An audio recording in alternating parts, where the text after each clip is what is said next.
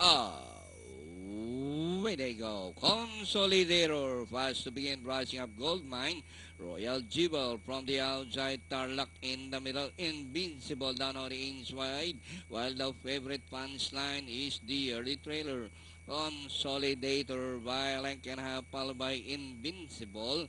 Gold Mine racing third by Lankenhap alongside his Royal Jewel. Tarlac punchline as they round the 3/4 mile distance. Consolidator by Hapalan followed by Invincible. Gold Mine racing down on the inside and on the outside. Royal Jewel punchline running in fifth by Sam Trillangs and Tarlac now running at the tail of the field, working towards the back. Consolidator this time by Alenkenhab. Gold Mine down on the inside. Invincible. Royal Jewel remains in fourth by Sam Tulans. Punchline is still running in fifth by Sam Tulans and Tarlac. Rounding the far turn, Consolidator by Hapalan. Gold Mine.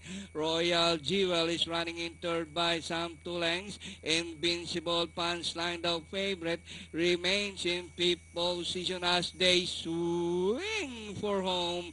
Consolidator increasing its marker to about 6 lengths. Gold Mine running on the outside. Royal Jewel Punchline running in fourth. Invincible. Tarlac. Entering the last 75 meter, it's all entry number 2, Consolidator, and finally Consolidator, the horse of Mr. June Almeida. Second, Royal Jewel, Gold Mine, Punchline, Tarlac, and Invincible.